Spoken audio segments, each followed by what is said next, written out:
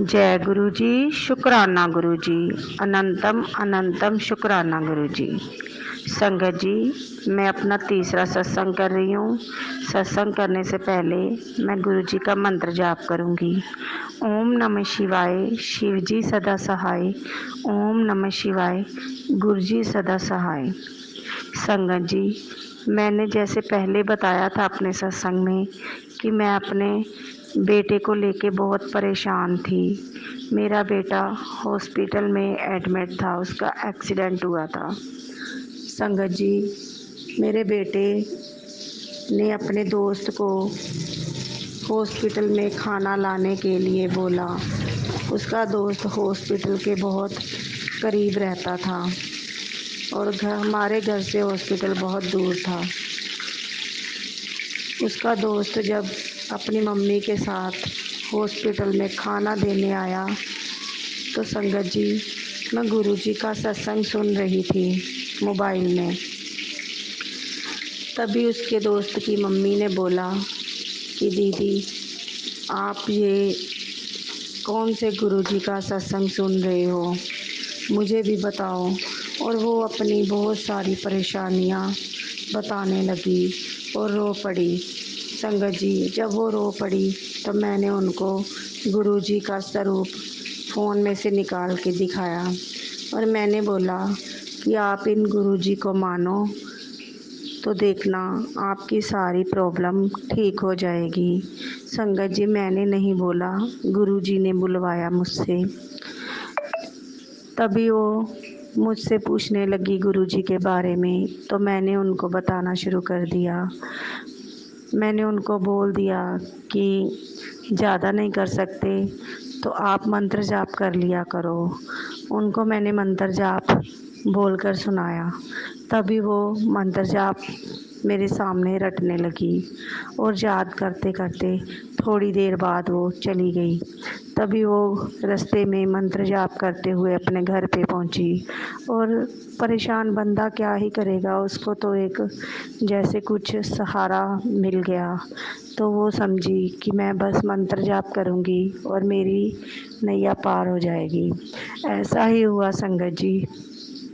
जब वो मंत्र जाप करते हुए घर पहुंची तो रात को सोते समय भी वो मंत्र जाप कर रही थी। तभी उसको रात को सपने में उनको गुरुजी ने दर्शन दिए।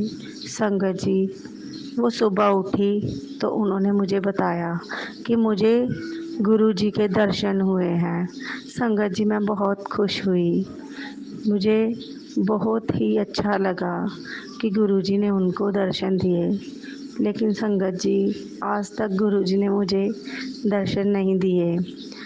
फिर मैंने उनको बताया था कि बटरफ्लाई रूप में संगत जी गुरुजी दर्शन देते हैं।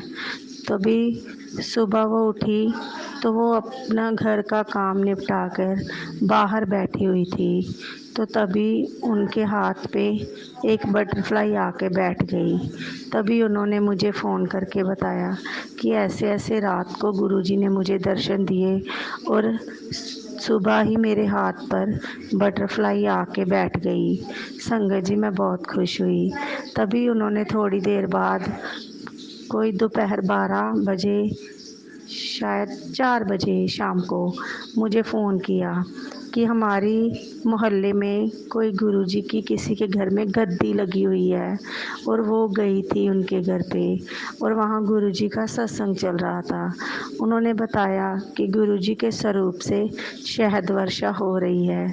संगत जी, जब उन्होंने मुझे फ़ोन करके बताया तो मुझसे रहा ना गया। तभी मैंने उनको बोला, आंटी प्लीज़ आप अपने बेटे को भेज दो, वो मुझे ले जाए, मैं गुरुजी के दर्शन करना चाहती हूँ।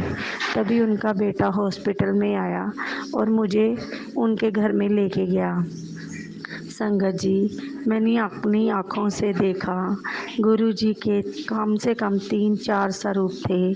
सब स्वरूपों में से कितनी सारी शहद वर्षा हो रही थी और उसमें से लॉकेट स्वरूप भी निकल रहे थे। संगत जी, मैंने गुरुजी की गद्दी के सामने जाते ही मेरी आँखों से बहुत आंसू बहने लगे और उन्होंने मुझे जल प्रसाद दिया। संगत जी, मेरे जाने से पहले सत्संग की समाप्ति हो चुकी थी। हम कुछ देर बैठे और वो सब गुरुजी के बारे में, गुरुजी के सत्संग सुनाने लगे एक दूसरे को।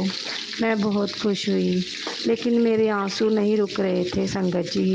मैं अपने बेटे को लेके बहुत परेशान थी।